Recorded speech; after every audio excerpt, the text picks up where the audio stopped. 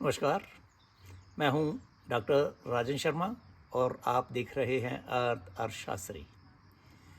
आज मैं आईआईटी मद्रास, अभी 3 दिन पहले उनका कन्वोकेशन फंक्शन हुआ। वहाँ चीफ गेस्ट थे एनएसए अजीत डोभाल जी।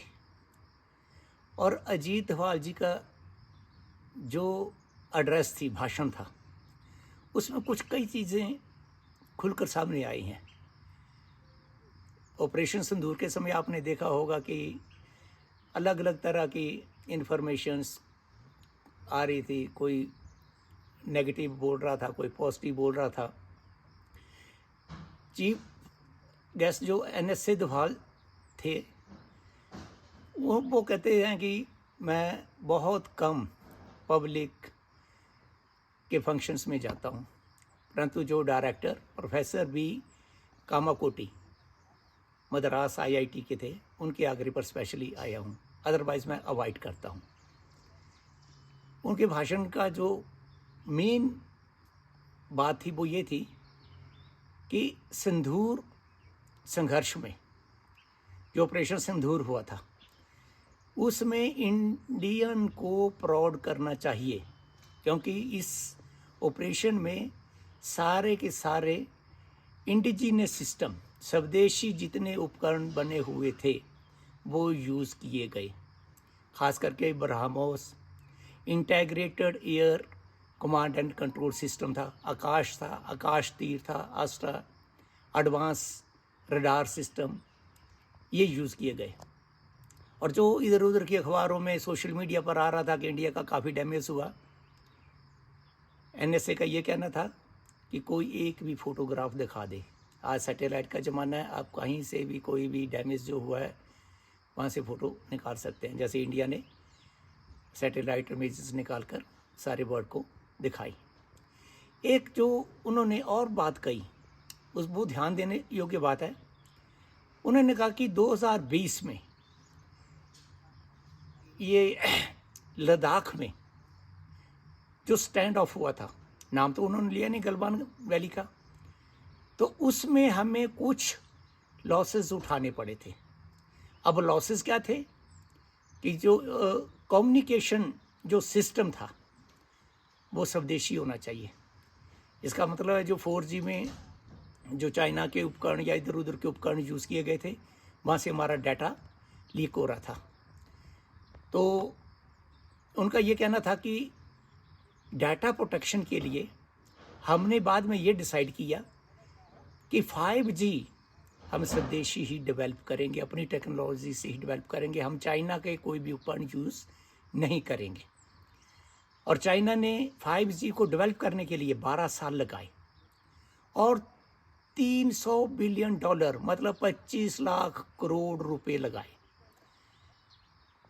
और तब आईआईटी मद्रास के साथ डायरेक्टर प्रोफेसर बी कामाकोटी के साथ इन्होंने बातचीत की और 5G को डेवलप करने के लिए बात की गई। फिर मद्रास आईआईटी ने प्राइवेट प्लेयर्स के साथ मिलके 5G इंडिया में 2.5 साल में ही डेवलप कर दिया है। अब इंडिया 6G की तरफ आगे बढ़ रहा है। अब साथ में उन्होंने ये भी कहा कि इवन एक स्क्रू तक भी जो एश्योर्ड सोर्सेस से वहाँ से ही यूज़ किया गया, मतलब अपना बनाया है या वहाँ से लिया है जहाँ से हमें किसी चीज़ का खतरा नहीं है। अब बात आती है कि आईआईटी जो हमारी है, इस वक्त 23 आईआईटीज़ हैं, IIM 21 है, जो IIIT 26 हैं, एम्स 24 के करीब हैं। फिर हमारी रिसर्च इंस्टीट्यूशंस हैं, DRDO, BEL, HAL है, इसरो है और इस ढंग की इंस्टीट्यूशंस हैं। इन पर ज़्यादा फोकस, एक्सपेंशन और स्ट्रेंथन करने की ज़रूरत है। अब देखा जाए तो ये जो हमारी रिसर्च इंस्टीट्यूट्स हैं, वर्ल्ड फेमस IITs हैं, IIMs हैं, यहाँ से पढ़े हुए बच्चे ऑल ओवर वर्ल्ड काम कर रहे हैं। इवन 38 मल्टीनेशनल कंपनीज के CEO इंडियंस हैं। जस्ट एक मैं डाटा दे रहा हूँ, अमेरिका में इंडियंस 1% है, 1%, अराउंड 34-35 लाख के करीब, और उनका टैक्स कलेक्शन में कंट्रीब्यूशन 6% है। अब 6 गुना ज़्यादा कंट्रीब्यूट कर रहे हैं टैक्स में, तो इसका मतलब इकोनॉमी में भी, प्रोडक्शन में भी 6 गुना ज़्यादा कर रहे हैं, कंट्रीब्यूट कर रहे हैं। तो ये जो हमारे लोग IIT से पढ़ के गए, IIM से पढ़ के गए, एम्स से पढ़ के गए, अमेरिका में, यूरोप में, इनका कंट्रीब्यूशन बहुत ज़्यादा है। और इंडिया को अगर आत्मनिर्भर बनना है तो IIT, IIM, IIT, एम्स, इनका जाल बिछाना पड़ेगा, और ज़्यादा खोलनी पड़ेंगी, और इनको ज़्यादा रिसोर्सेज मुहैया कराने पड़ेंगे, और यहाँ से बच्चे पढ़कर इंडिया में ही रहकर काम करें। अब देखिए कुछ माहौल वर्ल्ड का ट्रंप के आने के बाद चेंज हो रहा है। जैसे इंडिया और चाइना रशिया से तेल खरीदते हैं, अभी एक बिल पास हुआ है कि वहाँ से जो रशिया से तेल खरीदेगा 500% टैरिफ लगा दिया जाएगा। तो इसका मतलब है कल को ये भी पॉसिबल है कि इसका जवाब देने के लिए इंडिया को चाहिए कि जो हमारे IIT, IIM, एम्स से जो बच्चे पढ़ के जा रहे हैं, जो रिसोर्सेस, वो इंडिया से बाहर या किसी भी कंट्रीज़ में 10 साल तक नहीं जा सकते। तो इस ढंग का बैन पॉसिबल है, कल को लग सकता है।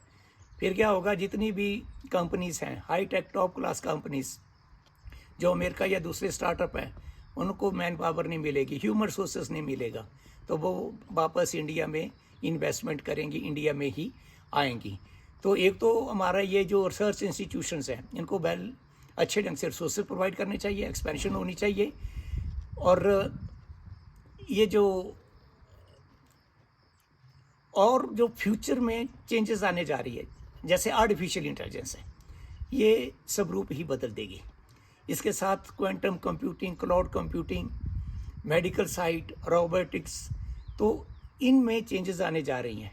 तो ये जो बड़ी हमारी हाई लर्निंग इंस्टीट्यूशंस हैं, इनकी एक्सपेंशन से, इनकी स्ट्रेंथनिंग से रिसोर्सेज मुहैया कराकर हम भारत को आत्मनिर्भर बनाने की तरफ आगे बढ़ सकते हैं, और हमें किसी दूसरे कंट्री पर डिपेंडेंट रहने की ज़रूरत नहीं है। अगर कोई टैरिफ करता है तो हम उसका जवाब देने के लिए भी मतलब कैपेबल रहेंगे।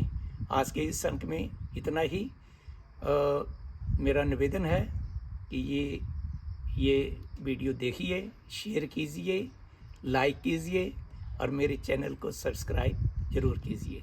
Thank you very much.